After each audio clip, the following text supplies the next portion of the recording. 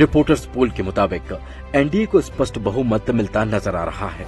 243 सीटों के रुझान की बात करें तो एनडीए को 145 से 160, महागठबंधन को 73 से 91 सीटें, जबकि अन्य के खाते में 5 से 10 सीटें जा सकती हैं। तो आपने लगभग सभी मीडिया चैनलों पर आज ये देखी होगी एग्जिट पोल, जो बता रहा है कि बिहार में फिर से एनडीए सरकार, वो भी अगर पिछले में देखें तो 125 127 सीटें थी, लेकिन इस बार तो बताया जा रहा है कि भैया 135 से 160 सीटें जीतेगी एनडीए गठबंधन।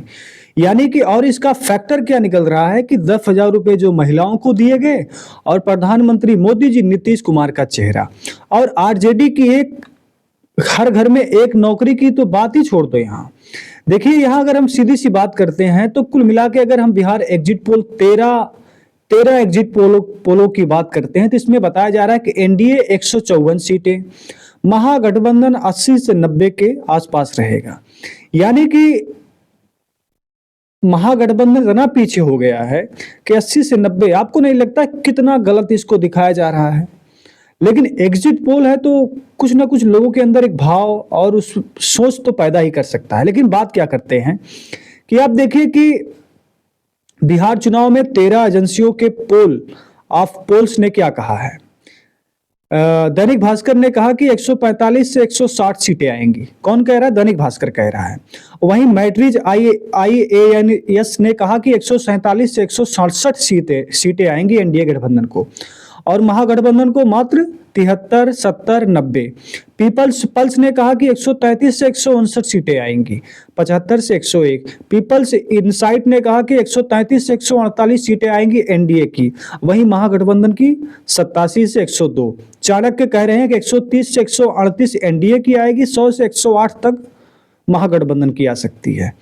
ऐसे ऐसे मतलब 13 एजेंसियों के पोल्स में ये निकल कर आया है कि एनडीए की सरकार बन रही है, वो भी बम्पर बहुमत के साथ।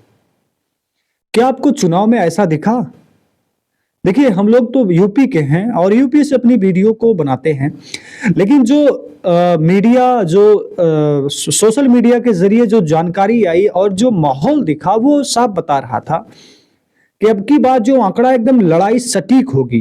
वो हो सकता है कि 2, 4, 5 सीटों से हो सकता है कि एनडीए ही सरकार बनाए, लेकिन जितना कम यहाँ महागठबंधन के यानी कि आरजेडी कांग्रेस को दिखाया जा रहा है वो गलत है। सीधी सी बात करते हैं।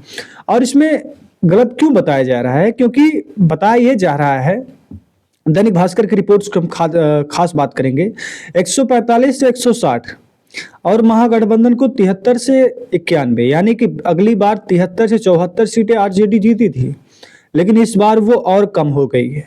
यानी कि 1 करोड़ जो सरकारी नौकरी की बात कर रहे थे तेजस्वी यादव, वो भी फेल हो चुकी है। और वो कांग्रेस जो पिछली बार 19 जीती थी, अब की बार 8 से 10, 12 सीटें जीतेगी। तो देखिए किस तरह से पोल को बनाया गया। इसमें देखिए दिखाया क्या गया है कि 101 सीटों पर भारतीय जनता पार्टी चुनाव लड़ रही है, उसको 70 से 82 सीटें मिल सकती हैं, जबकि जेडीयू 101 पे लड़ रही है, उसको 59 से 68 सीटें मिल सकती। पिछली बार 43 सीटें थी और 2020 में बीजेपी को 74 सीटें मिली थी। एलजेपी यानी कि चिराग पासवान की उनकी लगभग 28 सीटों में से 4 से 5 सीटें जीत सकते हैं वो। RLM ये 0 हो जाएंगे। हम वाली 4 से 5 सीटें जीतेगी। आरजेडी 146 सीटों पर है, लेकिन वो जीतेगी 51 से 63 सीटें, यानी कि वहां इनकी लगभग 10 से 12 सीटें कम हो जा रही है। कांग्रेस 59 सीटों पर चुनाव लड़ रही है, 12 से 15 सीटें जीतेगी। सोचिए, CPI जो माले भाकपा वाले पार्टी है, वो 6 से 9 सीटें जीतेगी। बीआईपी 13 सीटों पर एक खाता नहीं खुलने वाला है। CPI जो है ये 7 सीटों पर है, मगर 2 ही सीटें जीत सकती है। CPM 4 सीटों पर लड़ रही है, लेकिन जीतेगी 1 ही सीट।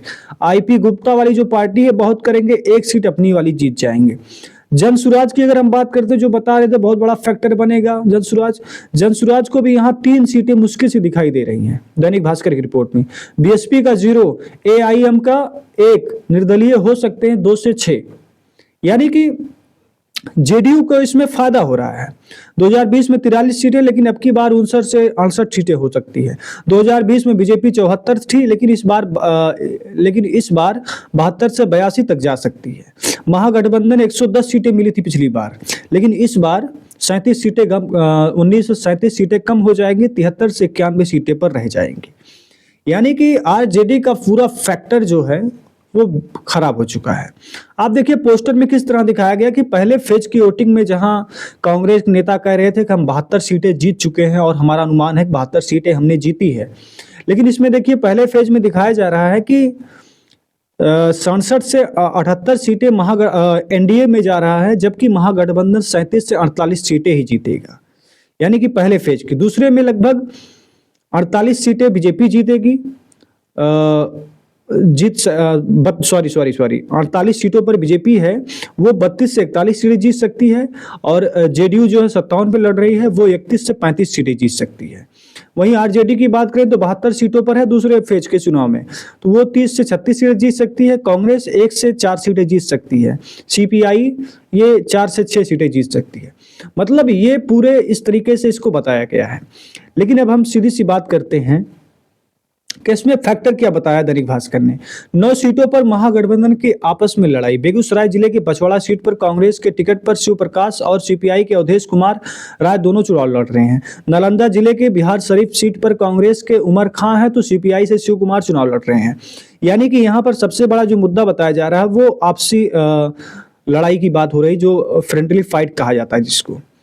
वहीं दूसरा एक्सपर्ट क्या बता रहे हैं कि वोटर के लिए पसंदीदा पार्टी कास्ट वोटिंग डिसाइड करने का बड़ा फैक्टर है। वोट वाइब के फाउंडर और सिफोलॉजिस्ट अमिताभ तिवारी के मुताबिक अजीम प्रेमजी यूनिवर्सिटी के एसडी कर रहे हैं। उन्होंने कहा कि 55% भारतीय अपनी जात के लोगों को चुनते हैं। बिहार में 57 लोग मानते हैं कि जात वोट करते हैं, लेकिन बिहार में ये बड़ा फैक्टर है। तो देखिए यहाँ कुल मिला के जो एग्जिट पोल लाया गया है, मैं इस एग्जिट पोल को एकदम पूरा खारिज करता हूँ। मेरे हिसाब से ये एग्जिट पोल एकदम बेहुदा एग्जिट पोल है और इसमें कोई सच्चाई नहीं है।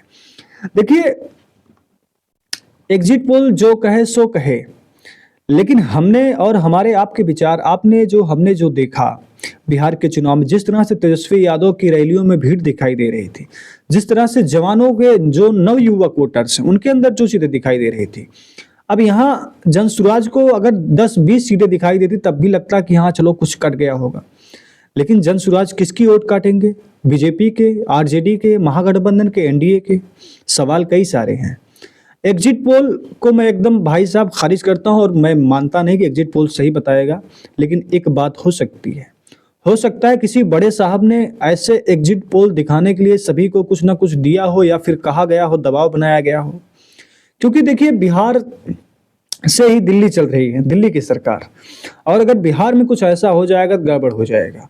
और पिछले 3-4 दिनों से कौन बड़ा मंत्री, देश का बड़ा नेता बिहार में जाकर बैठा हुआ है, आप समझ सकते हैं। मैं ये नहीं कहता कि किसी खास पार्टी को लेकर, लेकिन देखिए यहाँ अगर कुछ चीटिंग करनी होती है, थोड़ी सी बेईमानी करती, जैसा विपक्ष कह रहा है चोरी करने के लिए आए हैं, चोरी होगी, तो चोरी अगर होगी तो ऐसे ही चोरी होगी, क्योंकि हमें पहले ऊपर से दिखाना पड़ेगा, देखिए हम आ रहे हैं, इसके बाद अंदर से लाया जाएगा। क्योंकि 135 से 160 सीटों तक ये भाई साहब थोड़ा दिमाग में कम बैठता है। क्योंकि बीजेपी के आपने देखा कितने नेताओं को गांव में घुसने नहीं दिया गया, बीजेपी के कितने नेताओं को खदेड़ा गया, भगाया गया, मारपीट की वीडियो सामने आई। तो ये सब मतलब फेल है। और मुझे लगता है कि हर जो विधायक, जो भी लोग पहले चुनाव में लड़े थे, जो मंत्री हैं, सब जीतबे करेंगे, कोई हारेगा नहीं। तो ये एग्जिट पोल मैं एकदम खारिज करता हूँ, झूठी एग्जिट पोल है, आने वाला वक्त बताएगा। वैसे एग्जिट पोल की अगर हम बात करें ना, तो उत्तर प्रदेश में एग्जिट पोल यही बता रहा था कि 60 से 65 सीटें, यानी कि 80 लोकसभा सीटों में 60 से 65 लोकसभा सीटें भारतीय जनता पार्टी और एनडीए जीतेगा। जबकि जो इंडिया गठबंधन है, ये उत्तर प्रदेश में 15 से 20 सीटों पर जीत हो सकती है। लेकिन देखिए एकदम उल्टा हुआ, 43 सीटें इंडिया गठबंधन के पास आई, जबकि एनडीए के पास सिर्फ 35 से 39-43 सीटें जो भी मतलब आई, बाकी की सीटें 37 सीटें। तो ये एग्जिट पोल खराब भी हो सकता है और हो सकता है कुछ पॉइंट तक। अगर एग्जिट पोल में ये होता कि एनडीए गठबंधन फिर से सरकार बना रहा है, पिछली बार 125 127 सीटों पर था, अब की बार 130 135 पे हो जाता, तब भी लगता कि चलो कुछ फैक्टर 10,000 वाला, प्रधानमंत्री वाला, जंगल राज वाला काम करता। लेकिन इतना ओवरटेक ये समझ के बाहर है। आपकी जो राय है कमेंट में जरूर बताइएगा। धन्यवाद, नमस्कार।